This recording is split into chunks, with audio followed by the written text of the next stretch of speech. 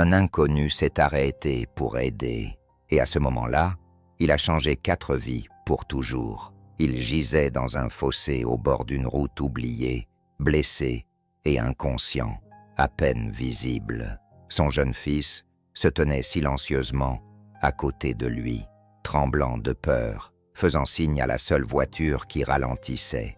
L'homme au volant n'avait aucune idée que s'arrêter ce jour-là allait changer non seulement leur vie, mais aussi la sienne. Si les histoires de gentillesse inattendue, d'amour guérisseur et de seconde chance vous touchent, vous êtes au bon endroit. Abonnez-vous dès maintenant et restez avec nous pour découvrir ces histoires inoubliables. Parfois, il suffit d'un moment de compassion pour réécrire une vie. Laissez-moi vous raconter ce qui s'est passé le jour où il s'est arrêté. Cassian Wolf n'était pas censé se trouver sur cette route. Il prenait généralement l'autoroute pour rentrer chez lui. Moins de virages, moins de souvenirs. Mais aujourd'hui, quelque chose dans la lumière dorée qui scintillait à travers les peupliers le long de la route secondaire l'avait attiré. C'était peut-être l'air vif d'octobre, ou la façon dont Rowan, sa fille de 6 ans, avait pointé les arbres et dit « On dirait qu'il chuchote, tiens, papa ». Peut-être était-il simplement temps que quelque chose change. La route était étroite et presque déserte. Le gravier crissant sous les pneus de son vieux pick-up Chevrolet. Cassie conduisait lentement, une main sur le volant, l'autre tenant un gobelet en carton contenant un café noir devenu tiède. Une chanson folk fredonnait faiblement à la radio. C'était paisible, simple. Puis, tout s'est effondré. Un enfant, un garçon, avait couru sur la route. Cassian avait freiné brusquement. Le pick-up avait dérapé violemment sur le gravier et avait fait une embardée sur le côté. Le café s'était renversé sur sa chemise en flanelle, mais il ne s'en était presque pas serpochuliaché, le cœur battant à tout rompre. Il avait enclenché le frein à main et avait ouvert la portière. Le garçon ne bougeait pas. Il restait là, pieds nus, les yeux écarquillés. Son visage était couvert de saleté et de quelque chose de rouge qui pouvait être du sang. Il ne pleurait pas, ne disait rien, se contentant de pointer un petit doigt, tremblant vers les arbres.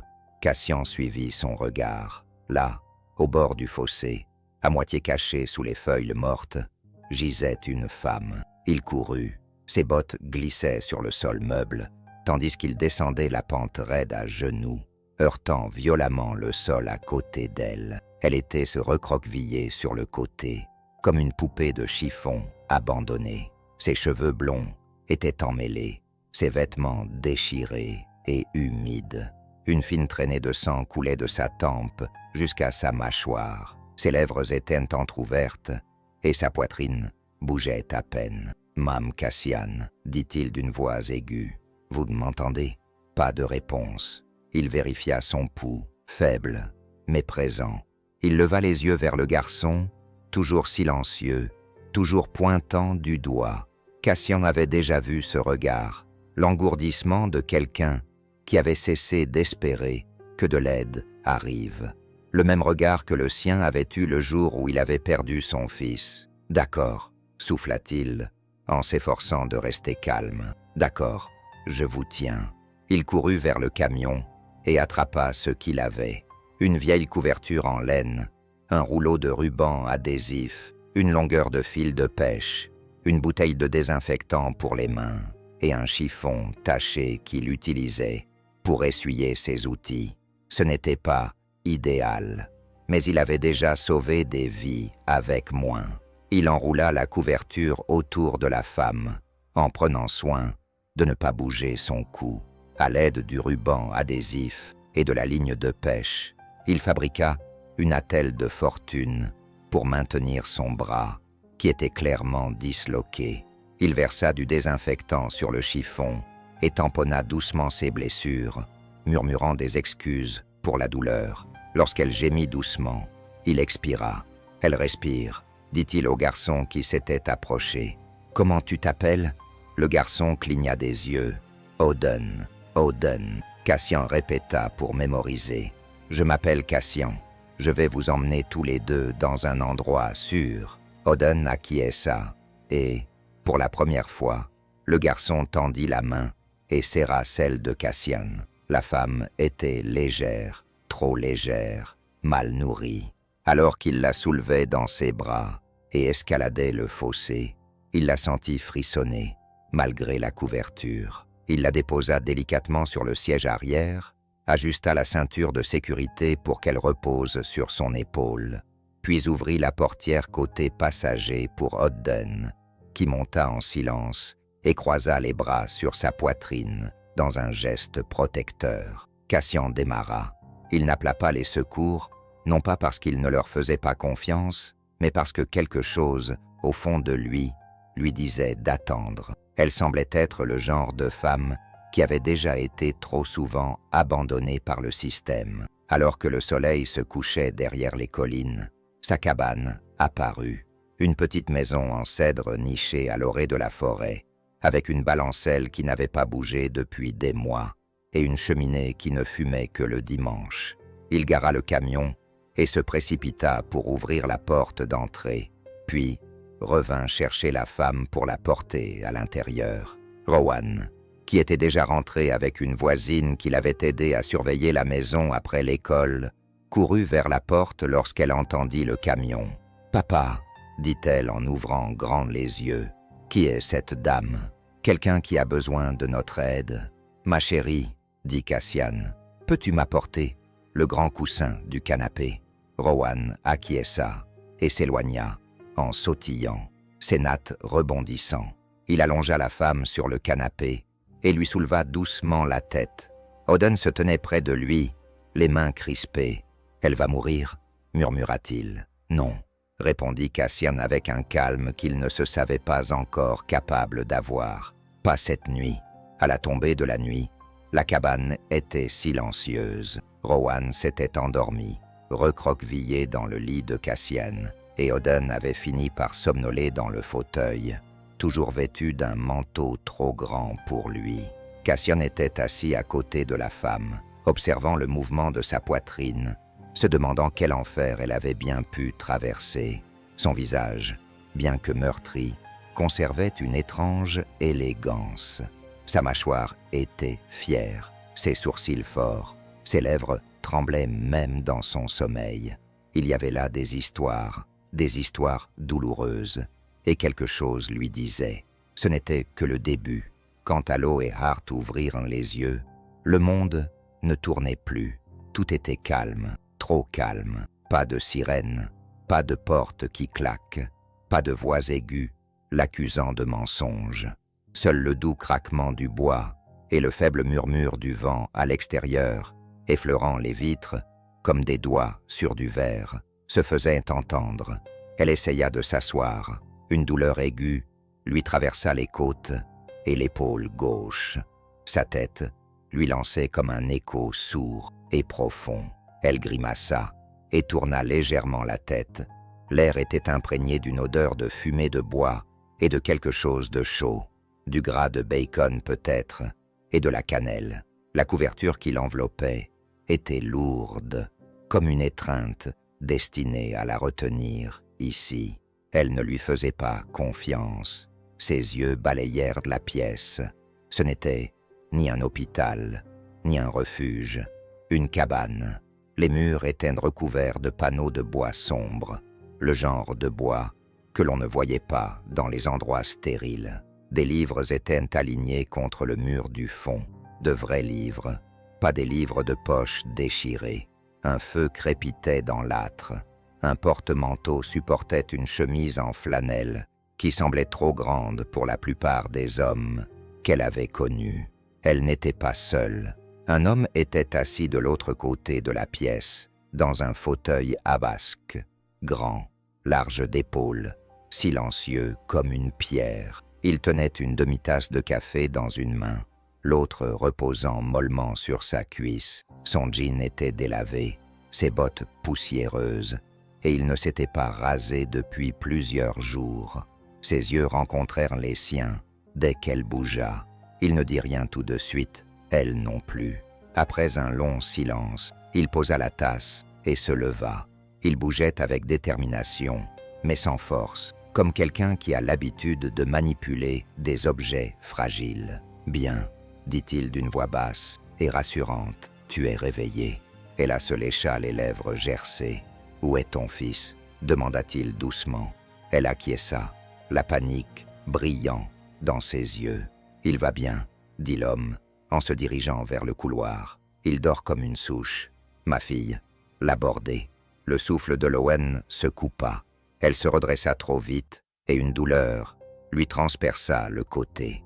Elle haleta en serrant ses côtes. « Doucement, » dit l'homme en s'approchant. « Tu as au moins 2 côtes contusionnées et une épaule luxée. Je n'avais pas d'attelle, alors j'ai fait avec ce que j'avais. » « Quoi ?» Il désigna son bras d'un signe de tête. « Du fil de pêche, une planche et du ruban adhésif. Ce n'est pas très joli, mais ça tient. » Ilawan baissa les yeux et cligna des paupières. Effectivement, son bras était solidement immobilisé, même si ce n'était pas très conventionnel. « Je m'appelle Cassie Wolf, » ajouta-t-il d'une voix calme. « Vous et votre fils étiez sur le bord de la route. Il m'a fait signe de m'arrêter. C'est alors que le souvenir lui revint. Oden, la route, la douleur, la façon dont elle avait prié pour une fois sans rien demander, seulement que son fils soit épargné. » Sa voix se brisa. « Depuis combien de temps suis-je ici ? » « Un peu plus d'une journée. » Elle le regarda d'un air sévère. « Vous auriez dû m'emmener à l'hôpital. Je l'aurais fait. Mais j'ai pensé que si vous vouliez voir la police ou un médecin, vous l'auriez demandé. » Son cœur battait à tout rompre. Il savait, ou du moins, il se doutait de quelque chose. « Et je ne voulais pas risquer qu'ils emmènent le garçon, » ajouta-t-il doucement. Aloance le fixa du regard. Personne n'avait jamais pensé cela. Pas depuis des années. Pas depuis que son mari était mort et que le monde avait basculé. Aucun juge ne l'avait regardé en voyant une mère qui méritait d'être sauvée. Aucun policier ne lui avait demandé d'où venaient ces bleus. Aucun voisin n'avait frappé à sa porte. Mais cet inconnu l'avait fait. Sa lèvre trembla avant qu'elle ne la serre en une fine ligne. Cassian recula et ne la poussa pas. Au lieu de cela, il se dirigea vers la cuisine et se servit un verre d'eau. « Vous devriez boire quelque chose. » Il le lui tendit. Elle le prit avec des doigts tremblants. Tout en buvant, ses yeux se posèrent à nouveau sur la pièce, revenant toujours vers la bibliothèque. Les titres allaient de Steinbeck à des numéros usés du National Geographic, en passant par un livre pour enfants dont la reliure était déchirée. « Sommes-nous dans les bois ?» demanda-t-elle. « Techniquement, oui. La ville la plus proche est à 25 km en bas de la crête. Cette cabane est à moi. Je l'ai construite moi-même. Enfin, avec ma défunte épouse. » La femme de Lowan se figea. « Je suis désolée. Merci, » dit-elle, avant d'ajouter. « Ça fait 5 ans. » Elle jeta un coup d'œil au feu. « J'ai l'impression qu'il s'est écoulé plus d'une journée. Le temps est étrange ici, » répondit-il. « Parfois, il ralentit. Parfois, il vous aide à respirer à nouveau. » Elle ne répondit pas. Elle en était incapable. Puis, dans le couloir, de petits pas se firent entendre. Une petite fille apparut. Ses cheveux blonds bouclés étaient emmêlés et elle traînait un renard en peluche défraîchie. « Papa » murmura-t-elle. « C'est la dame. » Cassian acquiesça. « Viens dire bonjour, Rowan. » La fillette s'approcha timidement. « Bonjour. J'ai 6 ans. Tu es la maman du garçon. » Alan cligna des yeux, puis adressa un faible sourire à la fillette. « Oui, je m'appelle Aloan. C'est ton garçon qui a réparé ma lampe de poche tout seul, n'est-ce que pas ?» Rowan acquiesça solennellement, puis murmura. « Il est un peu comme un magicien. » Cassian rit doucement. « Tu n'as pas tort. » La fillette s'avança sur la pointe des pieds et posa le renard en peluche à côté de l'oreiller d'Eloin. « Tu peux l'emprunter jusqu'à ce que tu te sentes mieux. Il s'appelle Kip. » Puis elle s'éloigna. Elle regarda le renard, puis Cassian. Sa voix se fit plus basse. « Pourquoi faites-vous cela ?» Il croisa son regard et répondit sans ciller. « Parce qu'un jour, quelqu'un s'est arrêté pour moi, alors qu'il n'était pas obligé. Et parce que votre fils m'a regardé comme si je pouvais encore être quelqu'un de bien. » Une boule se forma dans la gorge de la petite fille. Elle détourna les yeux pour qu'il ne voie pas ses larmes, mais il les vit. Et pour la première fois depuis très longtemps, elle ne se sentit pas jugée pour cela. Cassian regardait depuis le porche le soleil matinal se répandre sur la crête comme de l'or fondu. Il avait plu doucement avant l'aube, laissant la terre humide et parfumée. Ses mains étaient encore poussiéreuses de farine, après avoir pétri la pâte, la recette de sa grand-mère, à peine lisible sur une vieille fiche que Rowan avait autrefois essayé de colorier avec des crayons de couleur. À l'intérieur de la cabane, tout était calme. Il repassa la porte et s'essuya les mains sur une serviette. L'odeur de la levure et de la cannelle flottait dans l'air, se mêlant à celle du pain et du frêne, provenant du feu qui couvait. La femme était maintenant assise, seule, pas complètement, mais suffisamment pour atteindre le verre d'eau sur la table de chevet, sans grimacer trop fort. C'était un progrès. Elle semblait moins pâle qu'hier. Un peu de rose était revenu sur ses joues, et elle avait peigné ses cheveux en arrière, avec des doigts tremblants. Il y avait une sorte de beauté meurtrie dans sa retenue, dans sa façon de bouger comme quelqu'un qui s'attendait encore à ce que la douleur revienne à tout moment, après un moment de répit. « Bonjour », dit-il, d'une voix douce pour ne pas l'effrayer. Elle acquiesça. « Ça sent comme dans une boulangerie ici. Je fais du pain le dimanche, » répondit-il, même si c'était mardi. Cela aide à rendre l'endroit moins vide. Elle ne lui demanda pas ce qu'il voulait dire par là.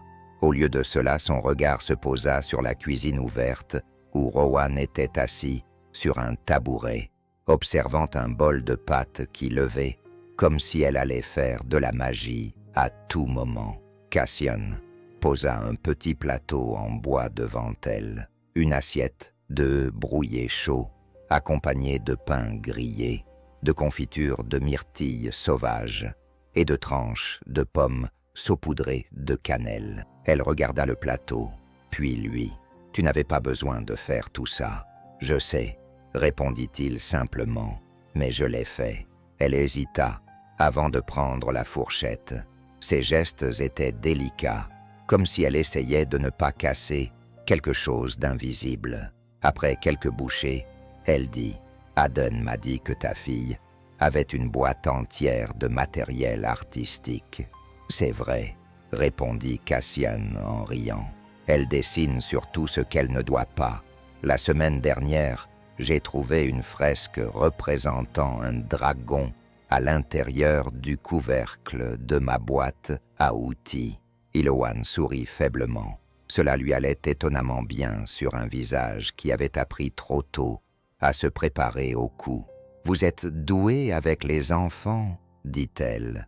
Il haussa les épaules. « La plupart du temps, certains jours, je suis juste un type qui essaie d'arriver à l'heure du coucher, sans marcher pieds nus sur une pièce de Lego. » Elle rit, doucement, mais sincèrement. Odon entra, tenant une lampe torche cassée dans une main, et Rowan glissa Fox sous son bras. « Je l'ai réparé », annonça-t-il, en allumant la lampe pour le prouver. Cassian haussa un sourcil. Comment les fils avaient-ils pu se détacher? « J'ai pris ceux de la radio. Tu as 7 ans, n'est-ce pas ?» Odon cligna des yeux. Presque 8. Cassian échangea un regard avec Aloan, qui secoua légèrement la tête, presque désolé. « Il a toujours été comme ça, » dit-elle. « Il démonte tout, et il remonte tout mieux qu'avant. » Cassian s'accroupit à côté d'Odin. « Rappelle-moi de ne jamais te laisser rapprocher du moteur du camion. Je pourrais le rendre plus rapide, » répondit Odin avec le plus grand sérieux. Cassian sourit. « C'est bien ce que je crains. » Plus tard dans la journée, après que Rowan soit parti à l'école avec le voisin et qu'Odin se soit installé avec une pile de livres, emprunté à Cassian. Ilon demanda de l'aide pour se rendre sous le porche. Elle voulait prendre l'air, dit-elle, et voir son fils. Il lui apporta un châle léger et l'aida à faire les quelques pas qui la séparaient du canapé et du fauteuil. À bascule, à l'extérieur, elle serrait fermement son avant-bras, les mâchoires crispées par la douleur, mais elle ne se plaignait pas. Une fois assise, elle se pencha en arrière et expira comme quelqu'un qui remonte à la surface après avoir plongé en profondeur. La forêt s'étendait devant eux, bruissant et peuplée d'oiseaux dorés qui gazouillaient au-dessus de leur tête comme de vieux amis. « Tu vis ici toute l'année ?» demanda-t-elle. « Oui, seule. » Cassian pencha la tête avec Rowan. « Mais oui. » Elle resta silencieuse un moment. « Avant, j'avais peur du silence. Après la mort de mon mari, c'était comme si le silence me criait dessus. Je remplissais la maison de bruit, de télévision, de musique, n'importe quoi, pour ne pas m'entendre penser. » Il acquiesça, sans insister. « C'est drôle, » dit-elle d'une voix plus douce. « Ici, ça ne me fait plus peur. » Cassian ne répondit pas. Il n'en avait pas besoin. Parfois, le silence partagé suffit à créer un lien profond. Ce soir-là, alors qu'il coupait des légumes pour le ragoût, Iloan lui demanda depuis le canapé « Tu n'es jamais fatigué ?» Il leva les yeux. « De quoi ? De porter tout ça ?» dit-elle en désignant la cabane, Rowan et l'espace entre eux qui maintenaient tout ensemble. Il s'arrêta, le couteau suspendu au-dessus d'une carotte. Chaque jour, elle clignait des yeux, surprise par son honnêteté. Mais ensuite, Rowan rit, ajouta-t-il, où je vois la lumière du feu éclairer une page, juste comme il faut, pendant que je lis, où un inconnu se réveille sur mon canapé et me rappelle que je sais encore me soucier des autres. Alwance le fixa du regard. Quelque chose de fragile brillait dans ses yeux, de l'admiration peut-être, ou de la crainte, ou de la tristesse, ou les trois à la fois. Elle baissa les yeux vers ses genoux. Mes beaux-parents disaient que je n'étais pas faite pour ça, que j'étais trop sensible, dramatique, instable. Ils ont menacé de me retirer la garde. Puis, un soir, je n'ai pas fermé la porte de la chambre assez vite. La main de Cassian s'est figée sur la planche, à découper. « Oden a tout vu », murmura-t-elle. Je l'ai attrapé.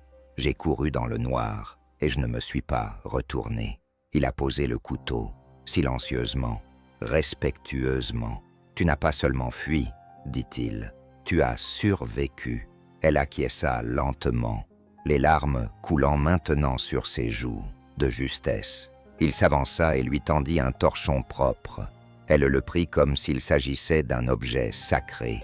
Cette nuit-là, après que les enfants se furent endormis, Cassian s'assit seul sous le porche. Un orage se préparait à l'horizon. L'air était lourd et bourdonnait. À l'intérieur, Iloan se reposait, respirant profondément, désormais apaisé. Il leva les yeux vers le ciel, puis ferma les paupières.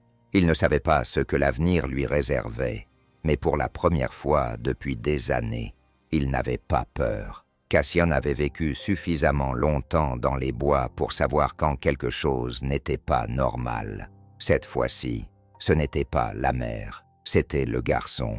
Oden n'était pas seulement brillant, il était différent. Cassian avait déjà vu des enfants précoces. Rowan elle-même avait appris à lire les panneaux routiers à l'âge de 4 ans. Mais ce garçon, il avait des engrenages dans les doigts et des équations dans les yeux, et il n'essayait pas d'impressionner qui que ce soit. C'est ce qui avait surpris Cassie et la plupart des autres. Le vieil horloge coucou trônait sur l'étagère de son atelier depuis des années. Sa défunte épouse, Belle, l'avait trouvée dans un marché aux puces du Vermont et avait insisté pour l'acheter, trouvant qu'elle avait du charme, même si elle ne fonctionnait plus depuis l'époque Clinton. Cassian avait voulu s'en débarrasser à plusieurs reprises, mais n'avait jamais pu s'y résoudre. Ce matin-là, Lorsqu'il entra dans le garage pour prendre sa trousse à outils, Odin était déjà là, en équilibre sur une caisse à lait, les mains plongées jusqu'au coude dans le laiton et la rouille. Le gamin n'avait pas demandé la permission. Il avait simplement ouvert le couvercle, disposé les pièces comme un chirurgien et commencé à travailler. Cassian se tenait à la porte, les bras croisés, et observait. « Tu as besoin d'un coup de main ?» Odin leva à peine les yeux. « Non, merci. Tu sais ce que tu fais. J'ai lu un livre sur le réglage des pendules, » répondit-il avec désinvolture, comme s'il parlait de baseball. Les problèmes de la roue d'échappement. Cassian cligna des yeux. « C'est quoi ton nom de famille, Odin ?» Le garçon marqua une pause. Son visage resta impassible, mais ses doigts se ralentirent. « Hart ?» Cassian acquiesça lentement, remarquant son hésitation. « Tu as faim ?» Odin leva les yeux, son regard bleu et perçant, affamé. Cassian sourit. « Commençons par ça. » Pendant le petit déjeuner, Aloan était assise, les cheveux encore humides après sa toilette matinale, enveloppée dans une serviette. Ses ecchymoses avaient jauni sur les bords, s'adoucissant pour devenir quelque chose de supportable. Elle semblait plus forte, même si ses mouvements trahissaient encore la prudence de quelqu'un qui s'attendait à ce que le monde s'abatte à nouveau sur elle. Cassian lui versa son café. « Votre fils a réparé mon horloge. » Ilowan haussa un sourcil. « Bien sûr. Vous lui faites l'école à la maison ?» Elle marqua une pause. « Nous l'avons fait pendant un certain temps. Mon mari était brillant. Un ingénieur concepteur avec un esprit aussi vif qu'un moteur. Mais quand il est mort, tout a basculé. Et l'école. Après cela, Aloan baissa les yeux. J'ai essayé l'école publique, en ville. Ils ont dit qu'Odin perturbait les cours parce qu'il corrigeait sans cesse le professeur. Ils ont dit qu'il manquait de cohésion sociale. » Cassian ricana. C'est une façon élégante de dire qu'il est plus intelligent qu'il ne le souhaiterait. Il a commencé à construire des choses à partir de déchets. Un jour, je me suis réveillé et j'ai découvert qu'il avait rebranché la lumière du couloir avec un détecteur de mouvement. Je lui ai demandé comment il savait faire ça. Il a répondu qu'il avait juste écouté. Cassian observait le garçon assis en tailleur avec Rowan, sur le tapis. Il construisait un système solaire avec des écrous, des boulons et des boutons qu'ils avaient sortis d'un bocal. Chaque planète était à l'échelle et tournait autour d'un fil suspendu à des baguettes. Rowan gloussa lorsque sa lune entra dans l'orbite de Saturne. « Je n'ai jamais rencontré un enfant comme lui, » murmura Cassian. « Moi non plus, » répondit Alowan doucement. Cet après-midi-là, Rowan insista pour apprendre à Odin à grimper aux arbres.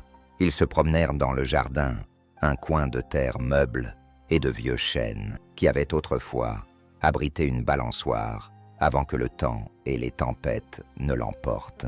Cassian les suivait à distance, coupant du bois avec sa hache, un œil toujours rivé sur les enfants. Au début, Odin refusa de grimper. Il disait qu'il n'aimait pas les hauteurs. Rowan lui dit qu'il n'avait pas besoin de monter très haut, juste assez pour voir les feuilles bouger de l'intérieur. Cela suffit. Lorsque Cassian essuya la sueur de son front, Odin était à mi-chemin de la première branche, les bras raides, mais déterminé, Rowan l'encourageant en bas comme si elle commentait le Super Bowl. Lorsqu'il sauta enfin en riant, Cassian vit Eloan debout sous le porche, regardant son fils avec une expression qui lui brisa un peu le cœur. Elle avait le regard de quelqu'un qui voit un enfant enfin autorisé à redevenir un enfant. À la tombée de la nuit, Aloan aida Cassian à préparer le dîner. Elle insista, refusant de s'allonger sur le canapé comme une invalide. Il lui tendit des carottes à couper et la surveilla de près, tandis qu'elle maniait son couteau d'une seule main, avec une habileté tranquille. « J'ai travaillé dans un café, » dit-elle en coupant avec une grâce, acquise par l'habitude. « Que s'est-il passé après ? Ensuite, je me suis mariée. Cassian haussa un sourcil. C'est toujours une mauvaise chose. Ça dépend jusqu'où tu montes et jusqu'où il te laisse tomber quand l'échelle se brise. Il n'insista pas. Au lieu de cela, il se pencha par-dessus le comptoir, repoussa une mèche de cheveux derrière son oreille et dit « Je me fiche de ton passé, à moins qu'il ne nuise à ton avenir. » Elle se figea, puis se retourna vers les carottes sans un mot. Mais ses mains tremblaient un peu moins. Ce soir-là, tandis que les enfants s'endormaient dans un forfait de coussins et d'une vieille couette, Cassian ouvrit la vieille boîte en fer où il gardait ses lettres. Il n'y avait pas regardé depuis des années. Là, parmi quelques photos de Belle et du petit Matisse, se trouvait une enveloppe non ouverte. Marchand Industries, confidentielle. Il se souvenait qu'elle était arrivée le lendemain de la mort de Matisse. Une lettre qu'il n'avait jamais pu se résoudre à lire. Une offre d'emploi, peut-être des condoléances. Il la fixait maintenant, le cœur battant. Puis on frappa à la porte. Cassian ouvrit et trouva Ilouane debout dans le clair de lune, enveloppé dans son châle, les yeux écarquillés. « Je viens de me souvenir d'une chose, » murmura-t-elle. « Le nom Marchand. Mon mari travaillait pour eux. Et son père, Edward Marchand. Il a disparu après les funérailles. Personne ne l'a jamais revu. » Cassian serra l'enveloppe dans ses mains. Il comprenait enfin. Le garçon aux engrenages n'était pas seulement doué. Il était né pour quelque chose de plus grand. Cassian l'avait senti avant même de le voir. Dans les collines, les tempêtes ne s'annonçaient pas par le tonnerre. Elles arrivaient avec une certaine lourdeur dans l'air, une tension qui s'installait entre vos omoplates et rampait dans votre colonne vertébrale. Les arbres s'immobilisaient, même les oiseaux se taisaient, comme si toute la forêt retenait son souffle. Il sortit juste avant le crépuscule, une main sur le poteau du porche, regardant les nuages rouler sur les montagnes, gris anthracite et épais comme le regret. L'odeur de la pluie lui frappa le fond de la gorge comme du métal et des souvenirs. À l'intérieur de la cabane, Eloane pliait des couvertures, tandis que Rowan et Oden rangeaient des livres et des jouets. Les enfants étaient devenus presque inséparables. L'étincelle de Rowan et le calme étrange d'Odin s'équilibraient, comme les étoiles et la gravité. « Tu t'attends à quelque chose de mauvais ?» demanda Alohan, remarquant que Cassian s'attardait près de la porte. « Des éclairs, » murmura-t-il, « et du vent, probablement rapide mais fort. On devrait aller en ville. » Il secoua la tête. « On est plus en sécurité ici que sur les routes. » Iloane acquiesça, bien qu'elle serrât un peu plus fort le dossier de la chaise. Cassian inspecta la propriété, vérifiant les serrures de la remise à outils, l'emplacement du générateur, l'angle des gouttières. Des années passées à vivre seul dans les bois lui avaient appris que la préparation était synonyme de survie. Il bougeait par instinct, mais ses yeux revenaient sans cesse vers la fenêtre où se tenait Eloane, tendue comme un ressort. Et pour cause. Lorsque les premières gouttes tombèrent, le vent avait déjà courbé la cime des arbres. La pluie tombait de travers, frappant violemment les fenêtres à un rythme irrégulier, comme si le ciel essayait de secouer quelque chose. Oden observait la vitre comme si elle était vivante. Rowan se blottissait contre son renard, en peluche sur le sol. Cassian bougeait rapidement mais calmement. Il roula des serviettes contre les portes, alluma les lanternes de secours, rentra le bois de chauffage. Et malgré son épaule douloureuse, elle le suivit sans hésiter, lui tendant des outils, vérifiant que les enfants avaient bien fermé les rideaux. Mais lorsque le courant fut coupé dans un clic bruyant et que la cabane fut plongée dans le noir, elle se figea. Cassian se tourna vers elle juste à temps pour la voir se caler contre le mur, les yeux fermés. Elle respirait par petits coups. « Tu me laisses faire ?» demanda-t-il doucement. Elle ne répondit pas. Il s'approcha d'elle sans la toucher, juste assez près pour que sa voix la rassure. « Tu es en sécurité. Nous avons de la lumière. J'ai un générateur si besoin. » Tu n'es pas seul dans cette tempête. » Sa mâchoire tremblait. « Ce n'est pas le noir, » murmura-t-elle. « Qu'est-ce que c'est ? Être piégée, » répondit-elle. « Quand j'étais avec eux, si je faisais une erreur, ils m'enfermaient dans le garde-manger. Pas de fenêtre, pas d'horloge. Je ne savais jamais combien de temps. Ils me laissaient là. » Cassian sentit son cœur se serrer. « Tu n'es plus dans cette maison, » dit-il doucement. « Tu es chez moi, et chez moi, personne n'est enfermé nulle part. » Elle le regarda, les yeux écarquillés et humides. La lueur de la bougie vacillait sur ses pommettes, illuminant les ecchymoses qui n'avaient pas encore disparu. Mais derrière la peur, il y avait désormais de la force. Et Cassian savait qu'elle se battait toujours, qu'elle était toujours là. La tempête hurlait de plus en plus fort. Un grand fracas retentit dans la cabane. Quelque chose était tombé violemment à l'extérieur. Cassian jura entre ses dents et attrapa son imperméable. « Reste avec les enfants, je vais voir. »« Non, » dit-elle en se redressant. « Laisse-moi faire, » dit-il en la regardant, surpris. « Tu as fait tout ce qu'elle a dit. Tu ne devrais pas toujours être celui qui sauve tout le monde. Dis-moi juste ce que je dois chercher. » Il voyait maintenant le feu qui brûlait en elle, une femme qui revendiquait son droit de se tenir debout. Mais avant qu'il n'ait pu répondre, Rohan hurla. Cassian se retourna. Oden avait disparu. La porte était ouverte. Cassian était dehors, avant même de s'en rendre compte. Son cœur battait à tout rompre. Le vent fouettait son manteau. La pluie l'aveuglait, mais à travers le chaos, il entendit une petite voix l'appeler. « Maman, je l'ai fait tomber. » Il suivit la voix, en descendant la pente vers le lit du ruisseau. La vieille balançoire que Cassian avait prévu de brûler l'automne dernier s'était détachée et s'était coincée contre un érable. Sous la balançoire, dans la boue et les branches, Oden était agenouillé, trempé, serrant quelque chose dans sa main. Cassian attendit dans la boue et le rejoignit. « Tu es blessé ?» Oden secoua la tête, les dents claquant. « J'ai laissé tomber le renard de Rohan. » Elle avait peur. Je ne voulais pas qu'elle le perde. Cassian baissa les yeux. Dans la main boueuse du garçon se trouvait Kip, la petite peluche trempée mais intacte. Une boule se forma dans la gorge de Cassian. Il s'accroupit et serra Oden dans ses bras. « Tu es un bon frère, » dit-il, d'une voix rauque. « Je ne suis pas son frère, » murmura Oden. « Si, tu l'es, » dit Cassie, en le serrant plus fort. « À tous les égards qui comptent. » De retour à la cabane, Eloan les accueillit à la porte, avec une serviette et les mains tremblantes. Quand elle vit ce qu'Oden tenait, elle eut un sanglot.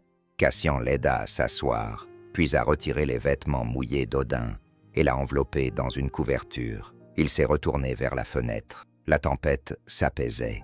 Les arbres se dressaient, comme des soldats, dans la lumière déclinante. Le silence qui a suivi était presque solennel. Plus tard, après que les enfants se soient endormis sur un lit de camp, partagé près de la cheminée, Aloan s'est assise à côté de Cassian dans le fauteuil à basque, son épaule blessée, bandée, mais toujours douloureuse. « Merci, » dit-elle doucement. « Pourquoi ?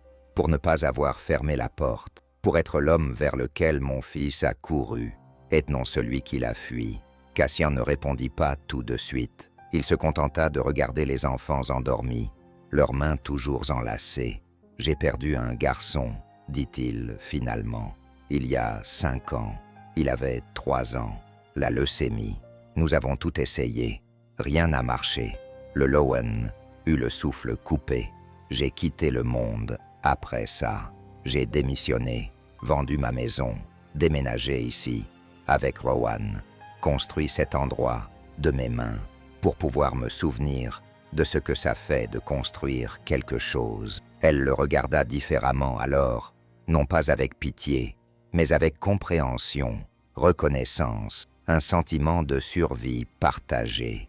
La tempête était désormais passée, mais quelque chose avait commencé à l'intérieur. Pas une romance, pas encore, mais une chaleur, un feu attisé lentement, prudemment, par 2 personnes qui savaient comment tout perdre et continuer malgré tout.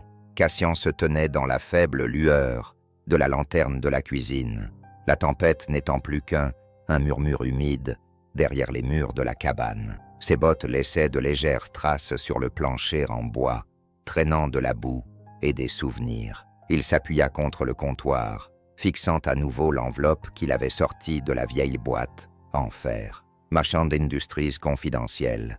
Il n'avait pas l'intention de la trouver ce soir. Il n'avait pas prévu de réveiller des fantômes. Mais quand Alohan avait murmuré le nom, Edward Marron, quelque chose d'ancien et d'inachevé s'était déplacé en lui. Il tourna l'enveloppe dans sa main. Le papier était épais, gaufré.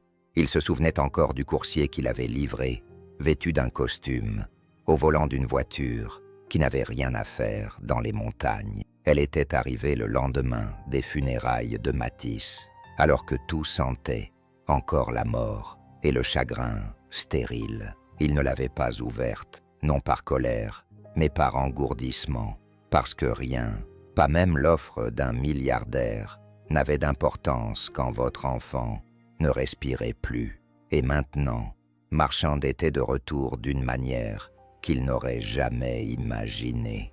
Le lendemain matin, Ilowan trouva la lettre ouverte sur la table de la cuisine.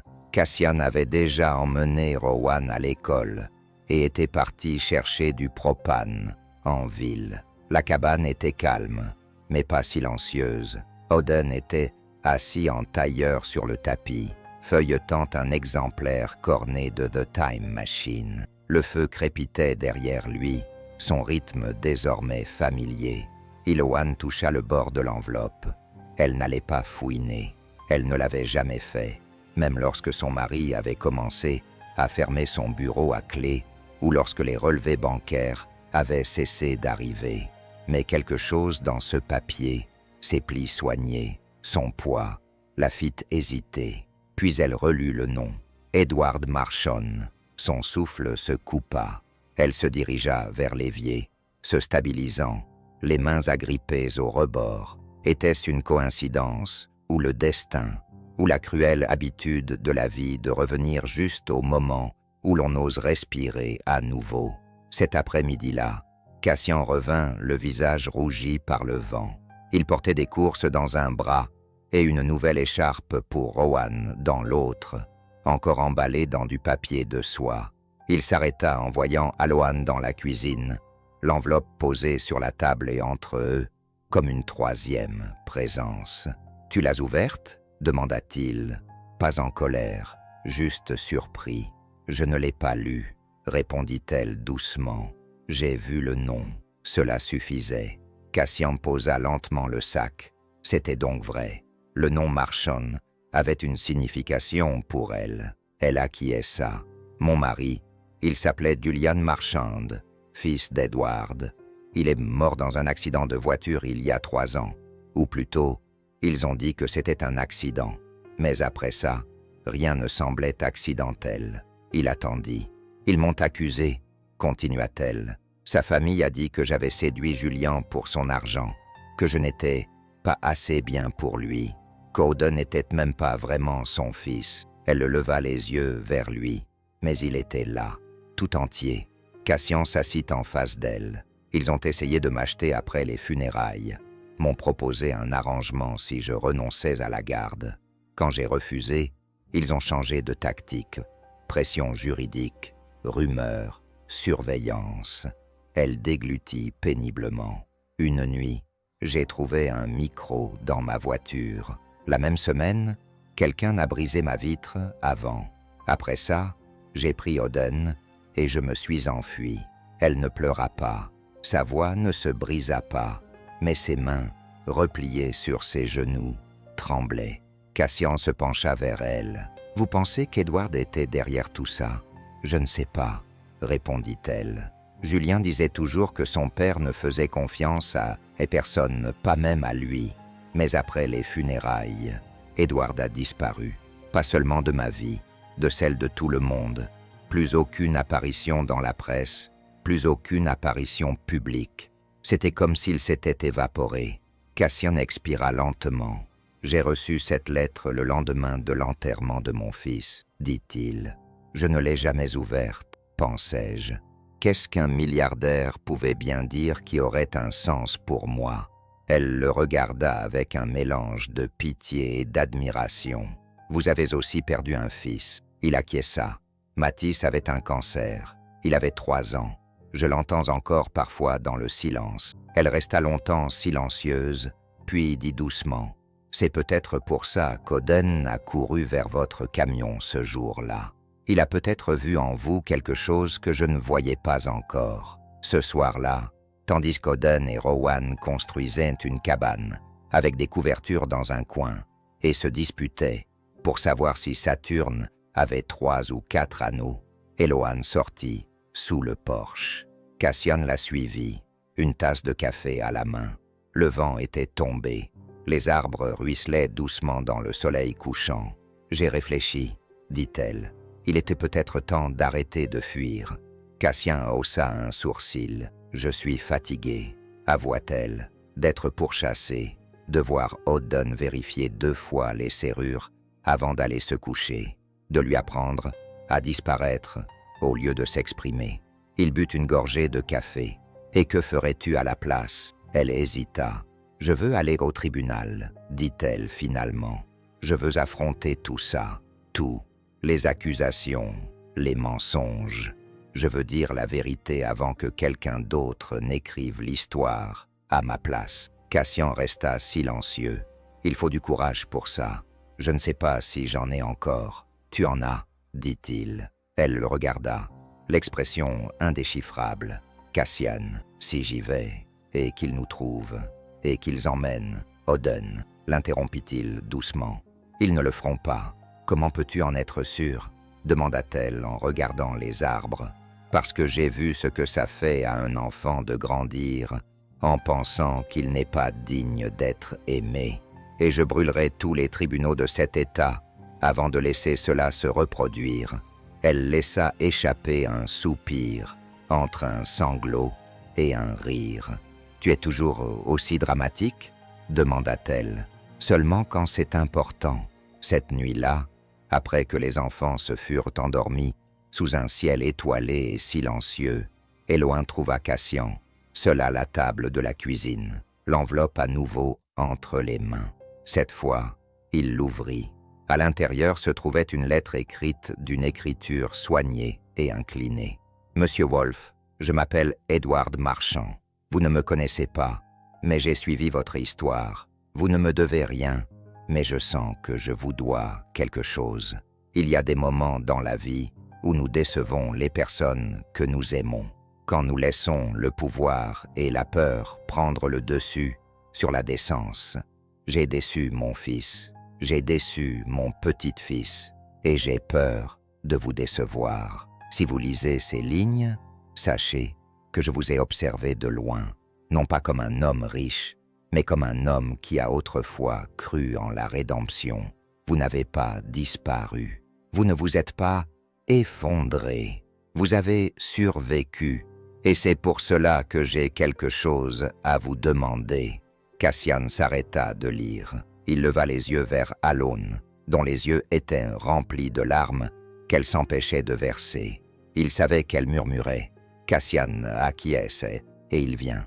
C'est Rowan, qui a vu la voiture la première. Elle était en train de colorier sur le porche. Un crayon rose dans une main, équipe le renard dans l'autre, quand le faible bruit des pneus sur le gravier l'a fait s'arrêter. Cassie, qui était dans la cuisine en train de verser du café, ne l'a remarqué que lorsque sa voix a retenti à travers la moustiquaire ouverte. « Papa, a-t-elle dit, il y a une voiture fantôme dans les arbres. » Il a posé sa tasse et est sorti. Ce n'était pas une voiture fantôme. C'était une Rolls-Royce Silver Shadow bleu nuit des années 1970, polie jusqu'à briller discrètement. Elle n'avait pas sa place ici, pas parmi les bois sauvages, les poteaux de clôture fissurés et les cabanes aux charnières rouillées. Elle aurait dû se trouver dans une cour fermée ou derrière des cordons de velours dans un salon automobile. Elle s'arrêta juste à côté de l'arbre, là où le gravier rencontrait la forêt. Puis le silence. La portière arrière s'ouvrit lentement et un vieil homme en sortit. Il se déplaçait avec précaution, mais sans fragilité. Une canne lui soutenait le côté droit, mais sa colonne vertébrale était remarquablement droite pour quelqu'un de son âge. Il portait un manteau sombre sur mesure et un gilet gris impeccable. Ses cheveux argentés étaient soigneusement peignés, et il s'arrêta avant d'avancer, comme un homme habitué à être observé et jugé. Cassian serra plus fort la rampe du porche. Ilouane apparut derrière lui, le souffle coupé lorsque ses yeux se posèrent sur l'homme. « Edward, murmura-t-elle. Oden, qui était à l'intérieur, jeta un coup d'œil par la fenêtre. Son visage, passant de la confusion à l'immobilité, une sorte de reconnaissance intérieure qui n'avait rien à voir avec la mémoire et tout à voir avec le sang. Edward Marchand s'arrêta à 5 mètres du porche et ôta son chapeau. « Je ne suis pas venu avec des avocats, dit-il, et je ne suis pas venu avec des excuses que je ne peux pas présenter. » Cassian descendit lentement du porche, son corps formant un bouclier sans être agressif. « Vous avez fait un long chemin pour dire quelque chose, dit-il. Edward acquiesça. « Oui, et peut-être pour écouter. » Il regarda Alohan. « Vous avez maigri, dit-il doucement. Je m'y attendais, mais vous êtes aussi intact. Je n'étais pas sûr de revoir cela un jour. » Aloance ne dit rien. Elle avait les bras croisés, non pas pour se protéger, mais pour retenir quelque chose. « Vous nous avez observés, dit-elle enfin. Vous saviez ce qu'il me faisait. Je savais certaines choses, admit Edward, plus que je n'aurais dû, moins que ce que j'aurais dû empêcher. » Et Julian Edward tressaillit à peine, mais suffisamment. « Mon fils a fait des choix que je n'approuvais pas, dit-il, mais il t'aimait. Je l'ai compris trop tard. » La gorge d'Aloance se serra. « Il est mort seul. Ton nom a été le dernier qu'il a prononcé. » Le silence s'installa sous le porche. Cassian se tourna légèrement, observant Edward attentivement. Le vieil homme rompit enfin le silence. « Je sais ce qu'ils ont essayé de te faire. Je sais ce qu'ils ont dit à propos d'Oden. Mais j'ai besoin que tu entendes quelque chose. Pas de la bouche d'avocat ou dans des communiqués de presse, mais de moi. » Il regarda le garçon qui se tenait maintenant derrière la porte moustiquaire. J'ai su qui était Oden dès que je l'ai vu sourire. C'était le sourire de Julien et le courage de sa mère. Oden ouvrit la porte et sortit. Rowan resta derrière, observant comme un enfant, lisant un livre dont les pages pourraient prendre feu. Edward s'accroupit lentement sur le porche, à hauteur des yeux du garçon. « Je n'étais pas là quand ton père est mort, dit-il. Je n'étais pas là quand ta mère avait besoin de protection, et aucun dollar que j'ai gagné ne pourra jamais changer cela. » Oden le regarda fixement. « Pourquoi maintenant ?» demanda-t-il. La voix du garçon n'était ni timide, ni amère. Elle était curieuse, trop calme pour quelqu'un d'aussi jeune. Edward cligna des yeux, parce que regarder de loin ne fait que gagner du temps. Cela ne permet jamais d'obtenir le pardon. À l'intérieur, Cassian se servit une autre tasse de café, puis la posa devant Edward sans un mot. Elan s'assit à côté d'Oden, la main posée sur son dos. Cassian s'appuya contre le comptoir, les bras croisés. « J'ai reçu une lettre de ta part, dit-il. » Edward leva les yeux. « Je ne l'ai lue qu'il y a 2 nuits. Alors tu l'as lue au bon moment, répondit Edward. Cassian pencha la tête. « Tu veux quelque chose de nous, n'est-ce pas ?» Le vieil homme ne broncha pas. « Oui, mais pas comme tu le penses. Je veux donner à Oden ce qui lui revient, son nom, son héritage, son legs, mais je ne le retirerai pas de cette maison pour cela. » Les yeux de Lowen se plissèrent. « Où est le piège ?»« Il n'y a pas de piège, » dit Edward. « Juste une demande. » Il regarda à nouveau Cassian. « J'ai construit une vie avec des murs si hauts que j'ai oublié ce qu'il y avait de l'autre côté. Et quand Julien est mort, j'étais trop fier pour pleurer publiquement, trop lâche pour me tenir aux côtés de la femme qu'il avait choisie. Il regarda Oden. Si ce garçon doit porter mon nom, un jour, je veux que l'homme qu'il a élevé, qu'il a vraiment élevé, se tienne à ses côtés. Le silence s'installa dans la pièce. Rowan le rompit. Ça veut dire que Cassian va devenir grand-père, lui aussi. Ils la regardèrent tous. Edward sourit faiblement. Peut-être bien, ma petite. Cette nuit-là, la Rolls-Royce était toujours garée à l'orée des arbres. Edward avait insisté pour dormir dans l'une des chambres d'amis de Cassian. Pas de sécurité, pas de chauffeur, juste lui et une valise. Iloan se tenait sous le porche, les bras croisés pour se protéger du froid. « Tu le crois ?» demanda-t-elle. Cassian réfléchit longuement. « Je crois que le regret peut grandir lentement, mais il grandit, dit-elle en baissant les yeux. Une partie de moi veut lui pardonner, et une autre partie veut le laisser pourrir. » Cassian sourit sans joie. On dirait une humaine. Elle se tourna vers lui. « Tu penses que Godin devrait partir avec lui ?»« Non, répondit-il, mais je pense qu'Odin devrait le connaître, et je pense que s'il doit hériter d'un royaume, il devrait le faire depuis une cabane où il aura appris à se servir de ses mains. » Le regard d'Iloan s'adoucit. « Tu sais toujours quoi dire. » Cassian haussa les épaules. « Non, je sais juste ce que j'aurais voulu pour mon fils. » Elle lui prit la main. « Ce n'est pas romantique, pas encore, mais quelque chose passa entre eux à ce contact, de la confiance, et peut-être les prémices de quelque chose de plus. » Le feu crépitait doucement, tandis qu'Odin était assis seul dans le salon.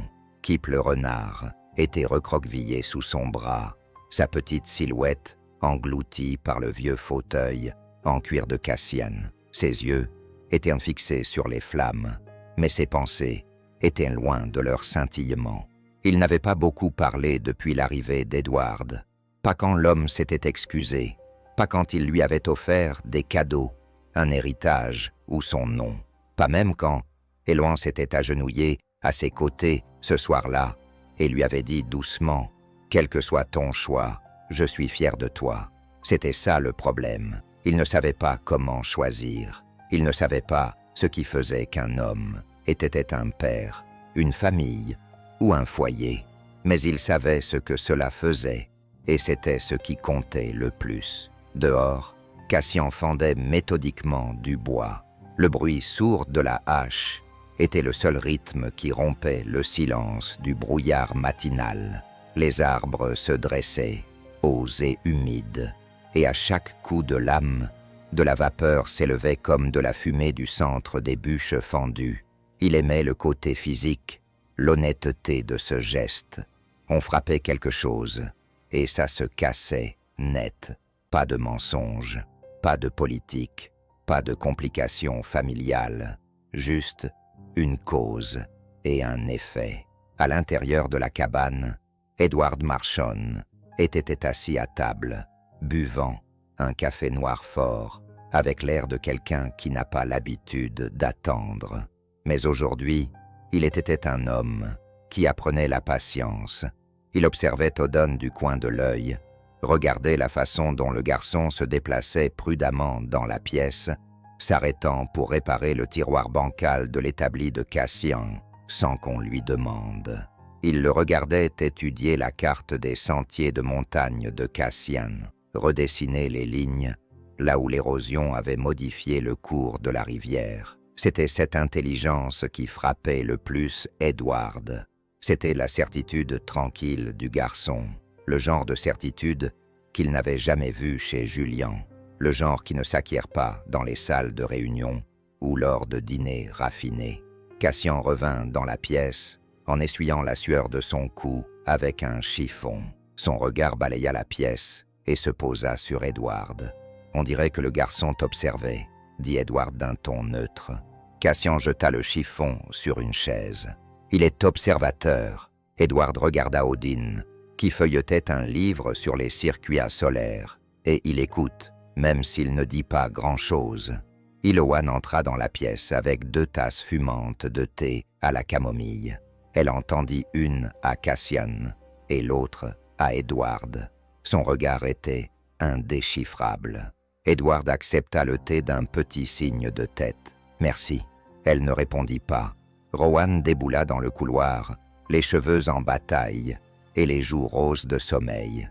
Elle courut droit vers Cassian et se jeta dans ses jambes. « Tu m'avais promis des crêpes aujourd'hui », marmonna-t-elle contre son jean. « C'est vrai », dit-il, en ébouriffant ses cheveux. « Les pancakes arrivent tout de suite. » Edward regarda Rowan s'éloigner en dansant vers la cuisine. Elle n'a peur de rien. Cassian sourit faiblement. Elle est née pendant une tempête de neige.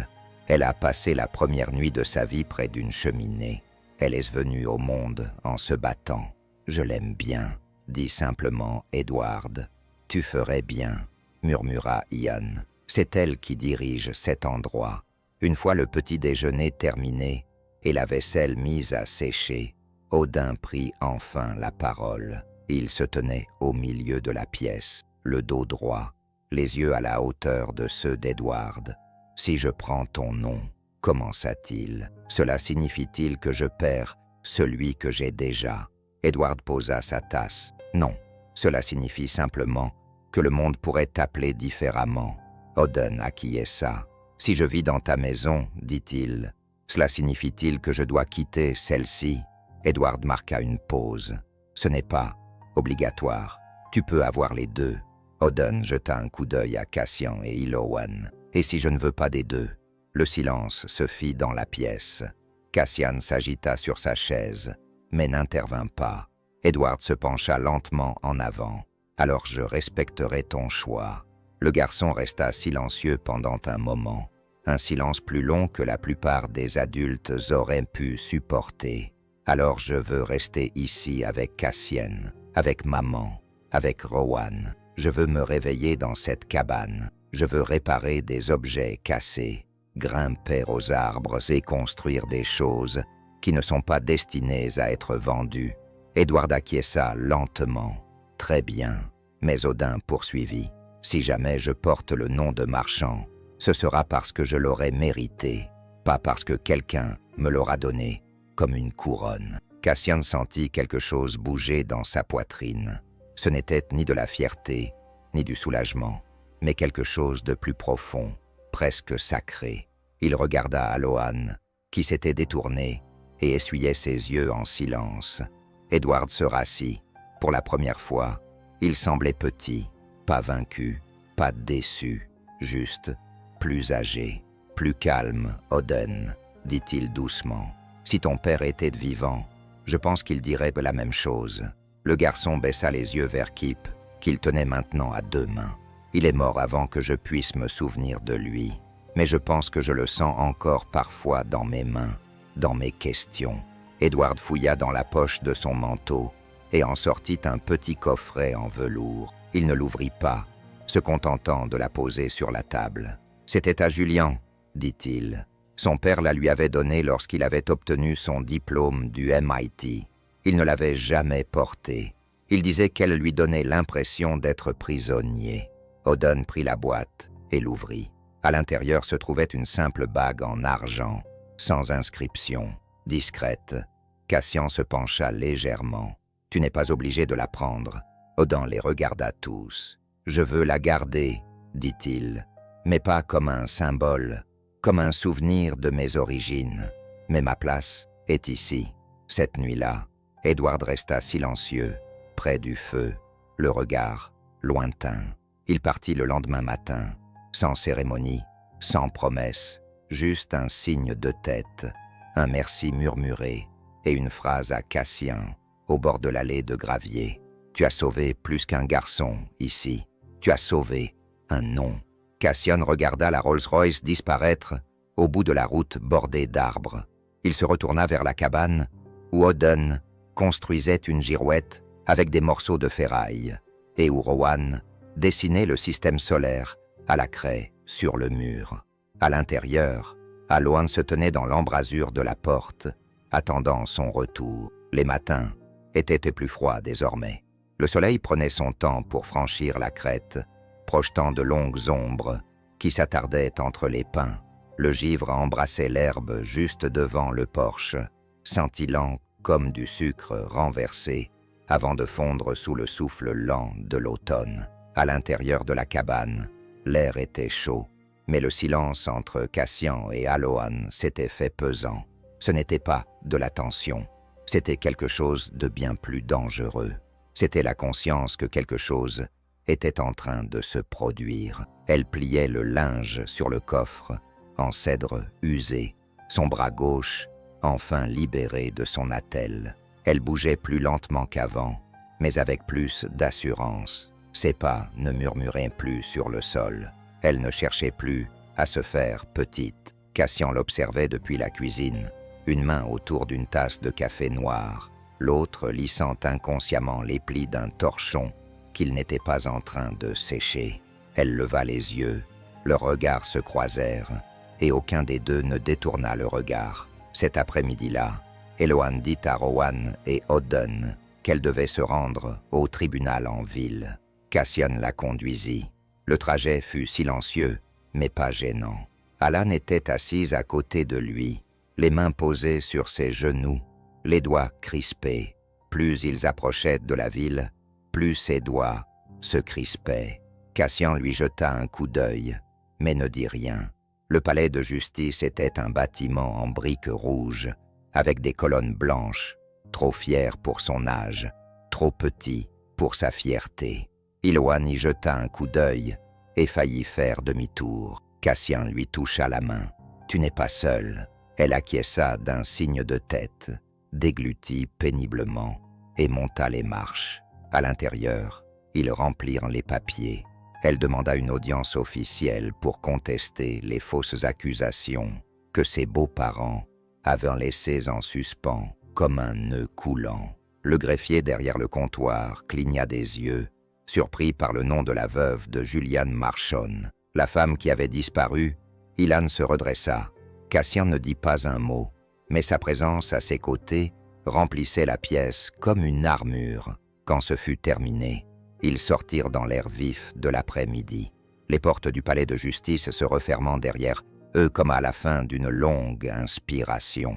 Ils ne parlèrent pas, avant d'avoir parcouru la moitié de la route qui longeait la crête. « J'ai cru que j'allais m'effondrer là-dedans, » dit-elle doucement. « Tu ne t'es pas effondré. J'ai failli. Mais tu ne l'as pas fait, » répéta-t-il. Ian regarda par la fenêtre, observant les cimes des arbres défiler. « Je crois que j'ai toujours attendu que quelqu'un se tienne à mes côtés quand je faisais quelque chose de difficile. Et maintenant, » elle se tourna vers lui. « Tu ne t'es pas contenté de te tenir à mes côtés, Cassian. Tu t'es tenu avec moi. » Il ne répondit pas. Il n'en avait pas besoin. Sa main se posa brièvement sur la sienne. Rien d'urgent, rien de présomptueux, juste une présence solide. Et elle ne se retira pas. Ce soir-là, Rowan et Odden construisirent un télescope à partir d'un tuyau en PVC et d'une loupe fissurée. Cassian lut à haute voix un exemplaire corné de A Wrinkle in Time, d'une voix basse et posée, tandis que les enfants écoutaient, les yeux écarquillés, près du feu. Alohan était assise à côté de lui, recroquevillée dans un coin du canapé. Elle ne suivait pas les mots. Elle suivait le rythme de sa respiration, la courbe de ses lèvres, lorsqu'il adoucissait les consonnes pour Rowan, la façon dont sa voix s'approfondissait lorsque l'histoire exigeait de l'émerveillement. Elle réalisa pour la première fois depuis des années qu'elle ne faisait pas que survivre. Elle regardait un homme aimer une pièce sans le dire. Une fois les enfants endormis, elle resta sur le porche, enveloppée dans une couverture. Cassian la rejoignit, une tasse de thé chaud à la main et un silence qui n'était pas vide. « J'ai failli partir », dit-elle après un long moment. « La première nuit ici, quand je me suis réveillée et que j'ai réalisé où j'étais, qui tu étais, que j'étais en sécurité. » Il haussa un sourcil. « La sécurité t'a donné envie de partir. » « Oui, » répondit-elle. car elle ne savait plus quoi faire. Il acquiesça lentement. « Je comprends cela mieux que je ne le voudrais. » Elle le regarda. « As-tu déjà regretté d'être parti ?» Cassian resta silencieux.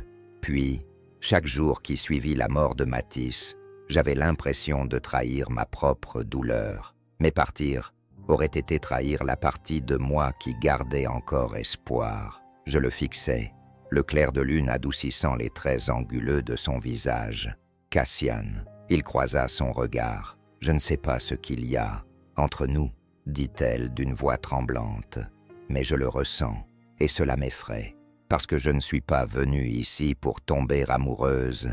Je suis venue ici pour survivre, » dit-il en posant la tasse. « Alors ne donnons pas de nom à cela, » dit-il. « N'essayons pas d'appeler cela de l'amour, le destin ou le hasard. Acceptons simplement que quelque chose soit resté. » Même lorsque tout le reste était parti, ses yeux se remplirent de larmes. Elle se pencha lentement, prudemment, et appuya son front contre le sien. Sa main se leva, rugueuse et chaude, et lui caressa l'arrière de la tête. Ils ne s'embrassèrent pas encore, mais quelque chose de plus intime que des lèvres passa entre eux, le genre de proximité qui n'exige rien d'autre que la vérité. Cette nuit-là, Eloane s'endormit sur le canapé, un livre ouvert sur la poitrine, une couverture rabattue sur elle par une main qu'elle n'entendit pas. Cassian était assis dans le fauteuil, regardant le feu. Il ne savait pas ce que le lendemain lui réservait. Décision de justice, non, paperasse, avocat. Mais il savait qu'à cet instant, son cœur avait cessé de courir, non pas parce qu'il n'avait plus nulle part où aller, mais parce qu'il avait enfin trouvé quelqu'un qui valait la peine de s'arrêter. Le ruban n'était qu'une formalité. Auden avait insisté pour utiliser de vrais ciseaux, pas ceux en plastique. Rouge, avait-il dit, sérieusement. C'est important. Rowan tenait le ruban tendu à deux mains, la langue tirée sur le côté de la bouche en signe de concentration, tandis qu'Eleane se tenait derrière eux, essayant de ne pas pleurer.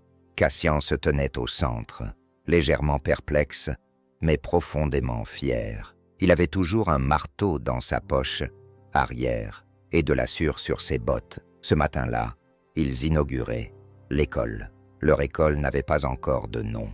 Cassian avait suggéré quelque chose de pratique. Ridge Hollow Learning Center. Rowan voulait Rainbow Unicorn School pour les enfants intelligents et les scientifiques. Auden avait discrètement proposé Wolfhard School for Wonder. Le panneau n'était pas encore peint, alors pour l'instant, il disait simplement « Bienvenue ». Mais le nom n'avait pas d'importance. Ce qui comptait, c'était ce qui se trouvait derrière eux. Une grange rénovée, avec des fenêtres qui laissaient entrer le soleil matinal, un poêle à bois au centre pour se réchauffer, et des étagères remplies de livres donnés par tous les voisins dans un rayon de 50 km.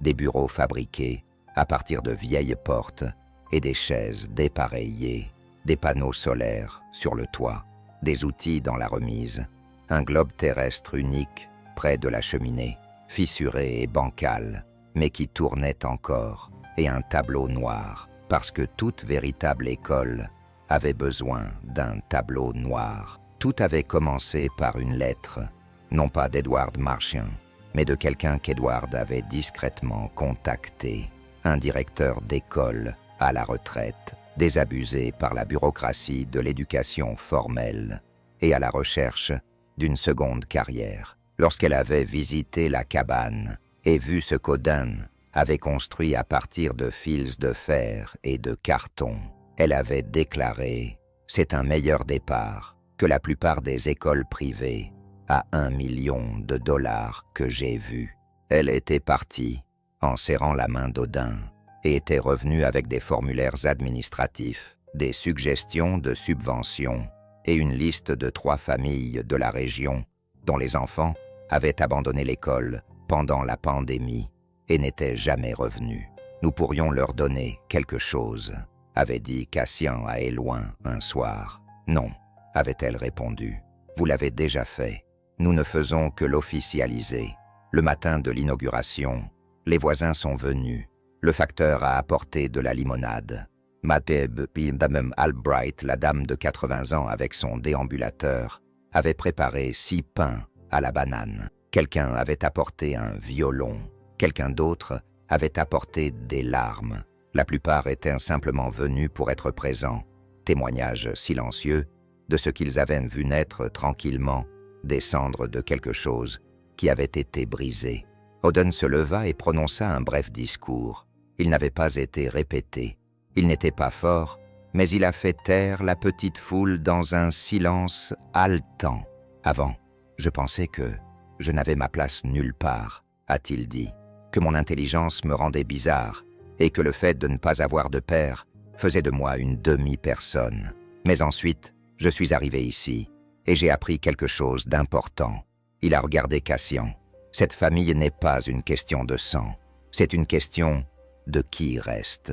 Plus tard dans la journée, après que tout le monde soit parti et que les rires se soient évanouis dans le bruissement des arbres, Cassian s'assit sur les marches du porche, une boisson fraîche à la main, ses bottes couvertes de poussière, après avoir insisté pour terminer des réparations de dernière minute.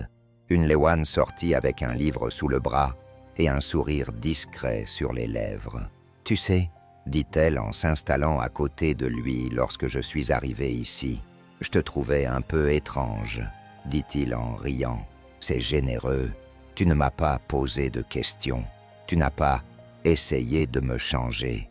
Tu m'as simplement laissé de la place. » Il regarda la clairière où Rowan et Oden se poursuivaient maintenant avec des cerfs-volants en papier fabriqué à partir de vieux sacs d'épicerie. « J'ai appris, » dit-il doucement, « que les gens n'ont pas toujours besoin de réponses. Parfois, ils ont juste besoin d'un endroit où être. » Elle posa le livre à côté d'elle. « Le monde te manque parfois ?» demanda-t-elle. « Lequel ? Celui qui est bruyant, avec les lumières de la ville, les délais et le bruit. » Il secoua la tête. « Les gens qui y vivaient avec moi me manquent, mais pas le monde en soi. » Elle acquiesça, absorbant ses paroles. Puis, sans le regarder, j'ai dit « Je n'ai plus peur du silence. » Il se tourna vers elle, étudiant le profil de son visage, le léger sourire, la façon dont la lumière illuminait sa pommette, le rythme régulier de sa respiration. « Je crois que je t'attendais, » dit-il simplement. Aloan se tourna vers lui, le regard doux et assuré. « Et je crois que j'attendais un endroit comme celui-ci, un homme comme toi. » Le baiser qui suivit n'était pas précipité. Il n'était ni dramatique ni passionné. Il était régulier, comme tout le reste entre eux, comme la pluie tombant sur une terre desséchée, comme 2 rivières choisissant enfin le même chemin. Cette nuit-là, l'école était silencieuse sous les étoiles, ses fenêtres brillant dans l'obscurité. À l'intérieur, un tableau noir portait encore les traces du plan de cour d'Oden. Qu'est-ce qui rend quelque chose digne d'être construit? Cassian avait fixé ces mots avant de fermer la porte. Il ne connaissait pas la réponse, mais il savait ce que cela faisait. Cela faisait comme ça, comme l'amour né de la confiance, comme des enfants riant sur une terre qui n'avait autrefois connu que le chagrin, comme une femme qui s'était enfin arrêtée assez longtemps pour laisser son cœur s'apaiser, et comme un homme qui avait ouvert la porte lorsque le monde avait frappé, non pas avec des réponses, mais avec des bras assez grands pour porter le fardeau d'un autre. La route n'avait pas beaucoup changé. Le même virage sinueux à travers les bois de coton, le même gravier crissant sous les pneus, le même ciel dégagé qui semblait incroyablement vaste en automne. Mais tout le reste était différent. Cassian ralentit le camion jusqu'à rouler au pas. Le soleil matinal filtrait à travers les arbres, peignant le pare-brise d'or. Iloan était assise à côté de lui, sa main posée légèrement sur la sienne. Rowan et Oden étaient sur la banquette arrière, à moitié endormis, leurs têtes appuyées l'une contre l'autre, comme s'ils étaient frères et sœurs de naissance. Ils n'avaient pas encore parlé. Il n'en avait pas besoin. C'était un pèlerinage, un cercle qui se refermait. Cassian arrêta le camion au bord du fossé, à l'endroit où tout avait commencé. Les feuilles étaient plus épaisses, maintenant, recouvrant le sol de couches orange brûlées et ambrées, mais les contours étaient les mêmes. La pente, où Ilowan était allongé, brisé et inconscient. La parcelle d'herbe aplatie, où Odden se tenait debout, agitant les bras dans un désespoir silencieux. Cassian sortit le premier, suivi d'Ilowan. Ils marchèrent lentement, comme s'ils s'approchaient d'un lieu sacré, ce qui était en quelque sorte le cas. « Juste là, » dit Ilowan d'une voix étranglée, « c'est là que je me suis effondré. » Cassian acquiesça, et Odden se trouvait à environ 3 mètres de là. Je l'ai failli ne pas le voir à temps. Ils restèrent silencieux. Le seul bruit était celui de la brise soufflant dans les branches, au-dessus d'eux. Odden les rejoignit un instant plus tard, tenant la main de Rowan. Elle lui murmura quelque chose, puis lâcha prise. Odden s'approcha et s'agenouilla sur le sol, non pas pour pleurer, mais pour se souvenir. Il sortit un petit piquet, en bois de la poche de son manteau, et commença à l'enfoncer doucement dans le sol. Cassian et Ilowan le regardaient en silence. Quand il eut terminé, il recula, et Rowan l'aida à accrocher le panneau. Il était sculpté à la main, gravé avec soin. Ici, quelqu'un s'était arrêté, et tout avait changé. Ils ne s'attardèrent pas. Ce n'était plus un endroit pour pleurer. C'était un lieu d'honneur, de témoignage, de gratitude silencieuse et sacrée. De retour dans le camion, Éloin se pencha vers Cassian et lui prit la main. « Je ne te l'ai jamais dit, » dit-elle doucement, « ce que j'avais prié ce jour-là, avant de m'évanouir. » Il lui jeta un coup d'œil, la laissant parler. « Je n'ai pas prié pour être sauvé. Je n'ai même pas prié pour vivre. J'ai juste dit qu'il aille bien. » Cassian lui serra les doigts. « Il va bien. » Elle sourit. « Moi aussi. » Quelques semaines plus tard, la cabane était plus calme que d'habitude. L'école était fermée pour les vacances d'hiver. La neige était tombée tôt, recouvrant la crête d'un manteau blanc. Cassian avait construit une luge avec de vieilles planches de clôture, et les enfants avaient passé l'après-midi à faire la course sur la pente derrière la remise à outils. Ce soir-là, ils étaient tous assis près du feu, en train de siroter un chocolat chaud. Rowan racontait des histoires de fantômes. Odden expliquait la 3e loi de Newton à l'aide de guimauve et d'une cuillère. Ilowan se blottit contre Cassie à l'intérieur, la tête nichée sous son menton. « Tu as déjà pensé à repartir ?» demanda-t-il doucement. Elle secoua la tête. « Avant, je pensais que la route m'avait tout pris, » murmura-t-elle. « Mais maintenant, je pense qu'elle m'a tout donné. » Il embrassa le sommet de sa tête. « Tu t'es donné entièrement, » dit-il. « C'est toi qui es resté, qui t'es battu, qui a continué à aller de l'avant. » Elle leva les yeux vers lui, les yeux brillants. « Je n'ai pas continué à aller de l'avant, » dit-elle. « Je suis tombée. C'est toi qui t'es arrêté. » Puis elle murmura les mots qui vivaient entre eux depuis des mois, tacites mais indéniables. « Je t'aime. » Cassie n'hésita pas. « Je t'aime aussi. » Ils se marièrent, discrètement, au printemps. Rien d'extraordinaire, juste la famille, juste la clairière, juste assez de chaises pour ceux qui les avaient accompagnés à travers la tempête. Odden se tenait à côté de Cassian en tant que témoin. Rowan avait dispersé des fleurs sauvages dans l'allée. Eloan portait une robe simple de couleur crème et un ruban dans les cheveux, de la même couleur que les feuilles, qui avait autrefois amorti sa chute. Cassian lut ses vœux sur un morceau de papier plié. Sa voix se brisa à mi-chemin. Aloan ne s'en soucia pas. Elle embrassa ses mains, puis ses lèvres. Et juste comme ça, ils avaient construit quelque chose de plus solide qu'un abri. Ils avaient construit un foyer. Cet été-là, l'école s'agrandit. De nouveaux enfants arrivèrent. Les parents rapportèrent du pain, des histoires et des larmes. La grange devint plus qu'un simple lieu d'apprentissage. Elle devint un lieu de mémoire, de rassemblement, de nouveaux départs. Edward Marchon venait souvent, mais ne restait jamais longtemps.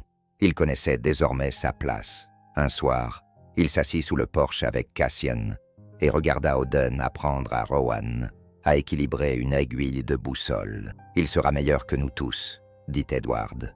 Cassian acquiesça. Il l'est déjà. Edward sourit faiblement. « Tu lui as donné quelque chose que je n'aurais jamais pu lui donner. » Cassian ne répondit pas. Il n'avait pas besoin de le faire. Ils savaient tous les deux ce qu'ils voulaient dire. Des années plus tard, Auden revint sur cette route, devenu un homme. Il s'agenouilla devant le panneau qu'il avait sculpté et passa ses doigts sur les mots. Ici, quelqu'un s'est arrêté et tout a changé. Et il murmura, juste assez fort pour que les arbres l'entendent. « Merci, papa. Cette histoire vous a-t-elle profondément ému? J'aimerais connaître votre avis dans les commentaires. Où dans le monde êtes-vous aujourd'hui? C'est toujours une grande joie de voir jusqu'où peuvent voyager les histoires d'amour et de gentillesse. Et si vous souhaitez découvrir d'autres histoires comme celle-ci, qui nous rappellent qu'il y a encore du bon dans le monde, vous pouvez vous abonner. Nous serions honorés de partager la prochaine histoire avec vous. Merci d'avoir passé un moment avec nous. Cela compte beaucoup pour nous.